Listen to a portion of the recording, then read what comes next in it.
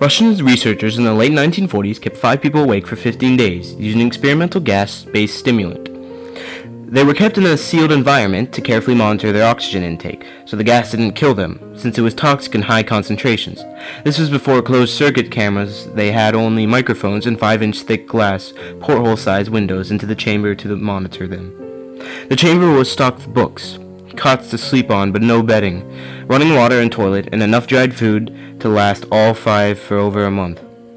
The test subjects were political prisoners deemed enemies of the state during World War II. Everything was fine for the first 5 days. The subjects hardly complained, having been promised falsely that they would be freed if they submitted to the test and did not sleep for 30 days. Their conversations and activities were monitored, and it was noted that they continued to talk about increasingly traumatic incidents in their past, and the general tone of their conversations took on a darker aspect after the 4-day mark.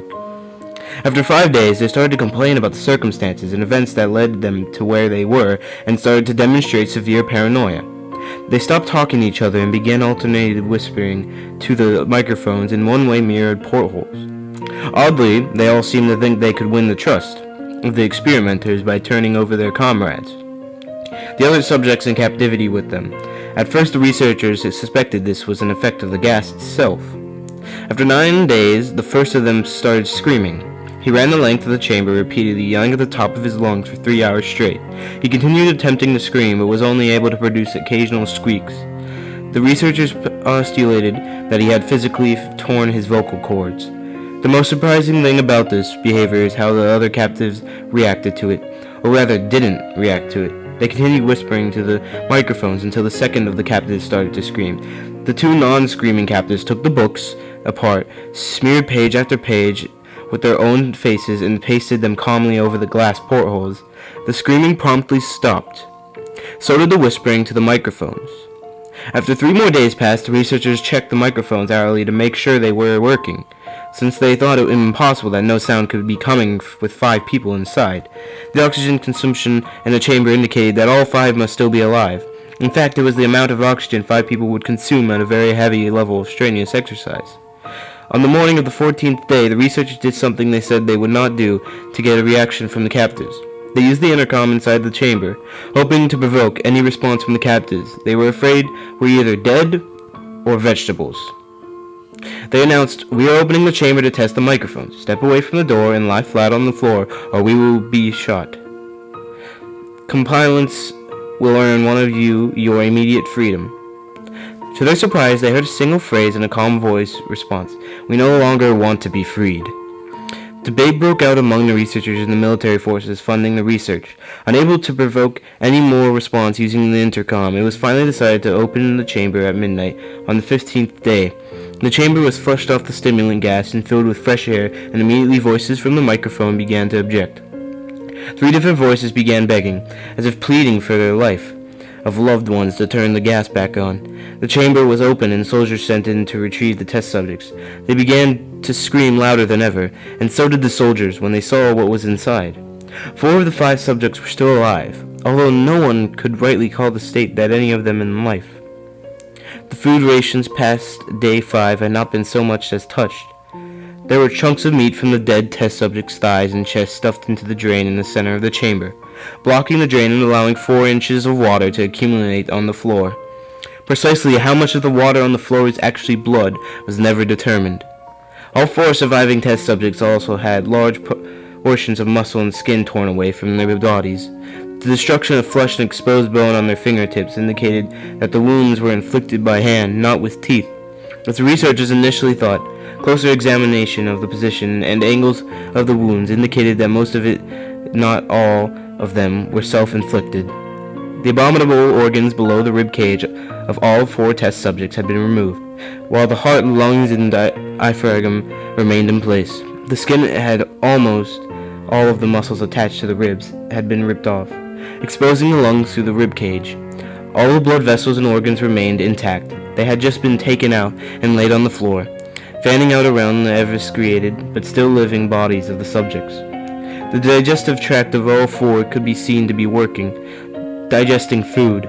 It quickly became apparent that what they were digesting was their own flesh, and they had ripped off and eaten over the course of days.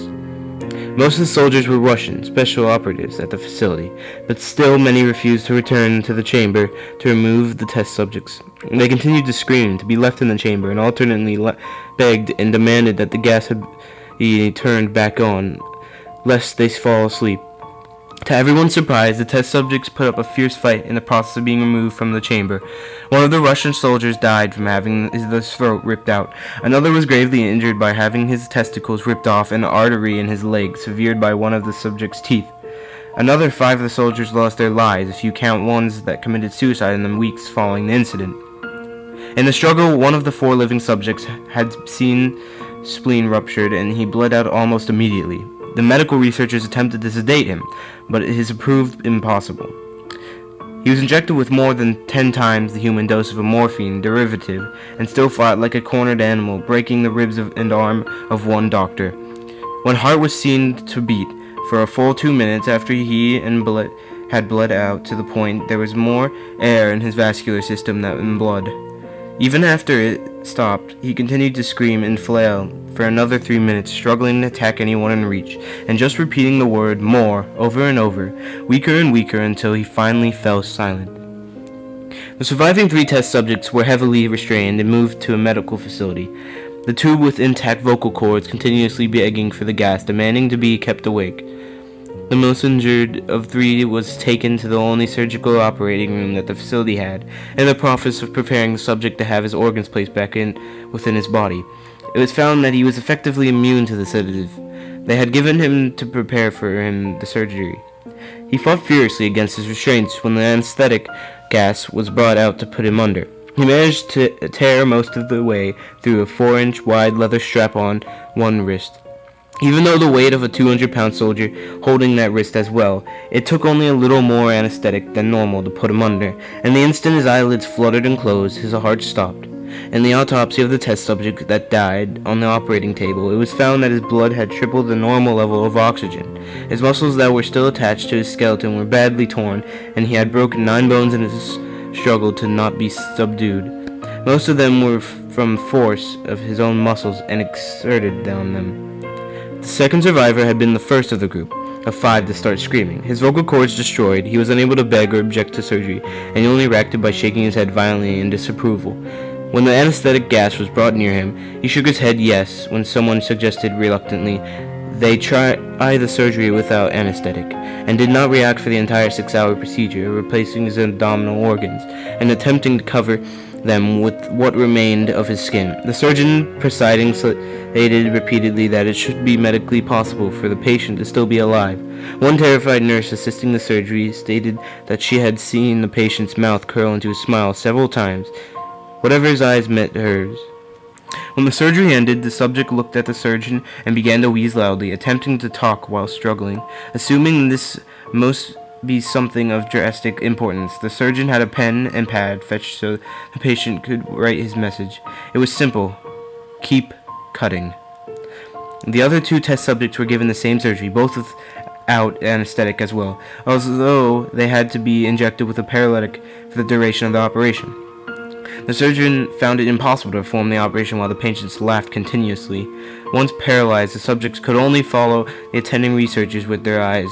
The paralytic cleared their system in an abnormally short period of time, and they were soon trying to escape their bonds.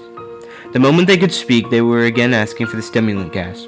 The researchers tried asking why they had injured themselves, why they had ripped out their own guts, and why they wanted to be given the gas again. Only one response was given: I must remain awake.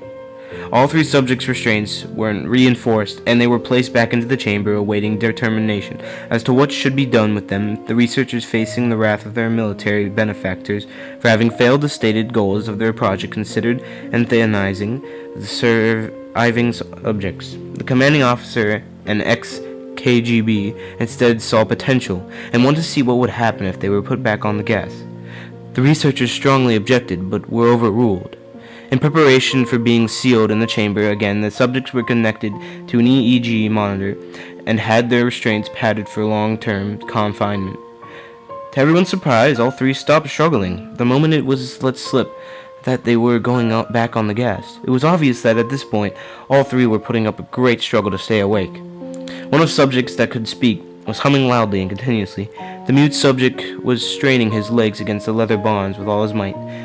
First left, then right, then left again for something to focus on. The remaining subject was holding his head off his pillow and blinking rapidly. Having been the first to be wired for EEG, most of his researchers were monitoring his brainwaves in surprise. They were normal most of the time, but sometimes flat-lined inexplicably. It looked as if he were repeatedly suffering brain death before returning to normal. As they focused on paper scrolling out of the brainwave monitor, only one nurse saw his eye slip shut at the same moment his head hit the pillow. His brainwaves immediately changed to that of deep sleep, then flat-lined for the last time as his heart simultaneously stopped. The only remaining subject that could speak started screaming, to be sealed in now. His brainwaves showed the same flat lines as one who had just died from falling asleep.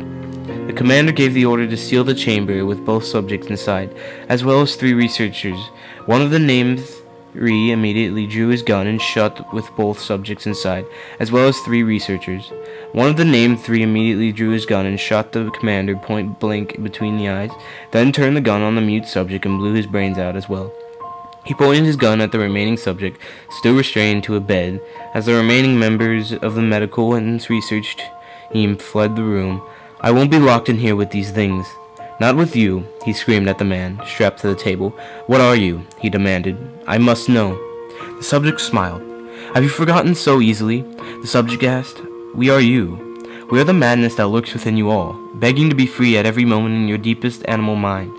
We are what you hide from in your beds every night. We are what you sedate into silence and perilous when you go to the nocturnal haven where we cannot tread."